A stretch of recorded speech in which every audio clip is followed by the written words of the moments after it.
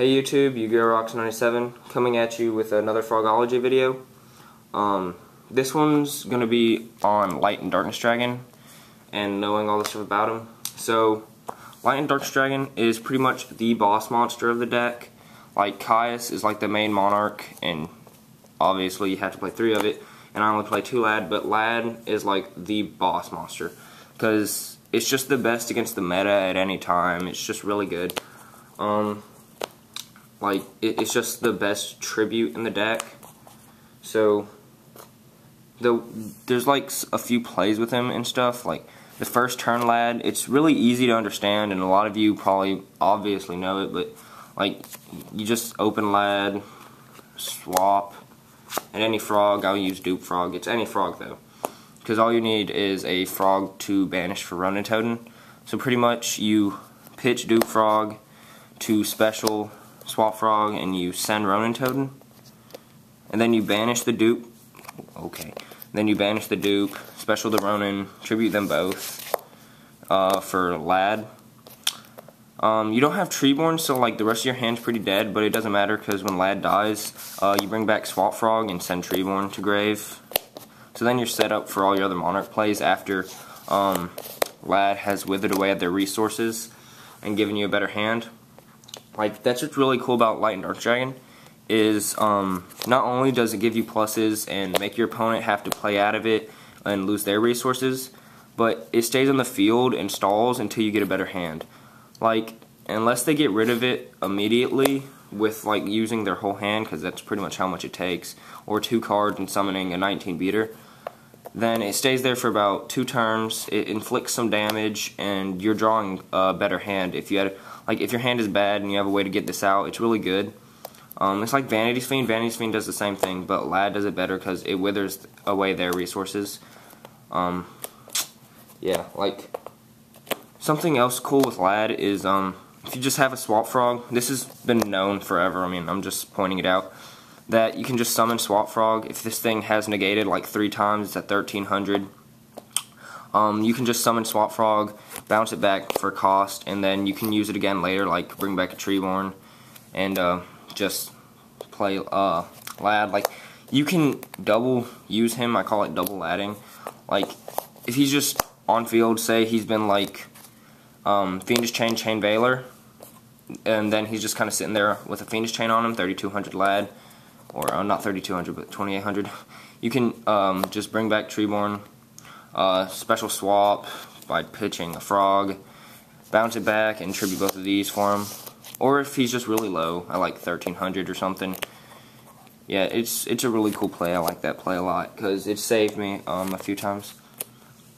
Also, like Lad gotching, like you have a gotchi, like the usual gotchi, which is swap and Ronin. Like you bring back Treeborn, and if you have like Soul Exchange or Econ, any of these, or another swap and a frog, like swap in any frog, any of these with that Treeborn, like, and you can just bring out Lad gotchi.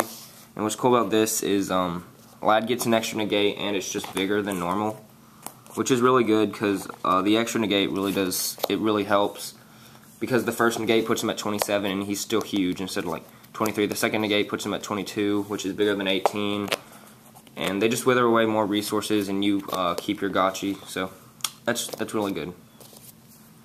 And like, beware of cards like Gigamanus and Treeborn and Vayu, because they infinitely negate him. Like Gigamanus, it reveals, Lad negates, but it's not destroyed, so it goes back to their hand. They reveal it again, Lad negates, but it still is in their hand, so they reveal it again. Obviously Treeborn infinitely negates Lad. Vayu infinitely negates Lad. Pretty sure Cyber Valley's second effect infinitely negates it, and there's a few more. You just have to be aware of those cards, like not to play Lad if you see them, and if they're decks that run them, you just kind of, well, except Insectors, you don't side them out, but like against other frogs, and sometimes, depending on what type of Blackwings, if I'm playing normal Blackwings, I keep them in. Vayu Turbo, side them out, but Blackwings aren't big this format anyway, so it's not really a problem, but just be aware of cards like that. And also beware of double chains, because Lad can't negate the second card in a chain. So they can like double D-prison, Lad negates the first D-prison, and the second D-prison banishes him. I have a friend who has dueled my deck so much that he always has a double chain set. Like every time I summon Lad, he like lances and then bottomlesses, or lance torrential or torrential veiler. Like I'm pretty sure he waits for me to drop the Lad just so that he can double chain and get rid of it. But it's cool if they like torrential veiler, because that's 2 cards they use, and then Lad brings back a monarch, and then you can swing with that monarch. So it's really good. Another thing is they use their own heavies and stuff on their like own cards. They MST their own cards. I side deck Chalice, so like you can summon Lad, set Chalice, and then like if they MST their own card, chain Chalice on Lad, he's 3200 and it blows up their back row. You can do that with all the other cards, but it's really cool if they just do something when after their battle phase and you chain Chalice. If Lad was at like 1300, it goes to 3200 for the rest of that turn, and then it stays at 28, which is really good to refuel a Lad. So Chalice, it's really good against Dino Rabbit, but it's also good just with Lad.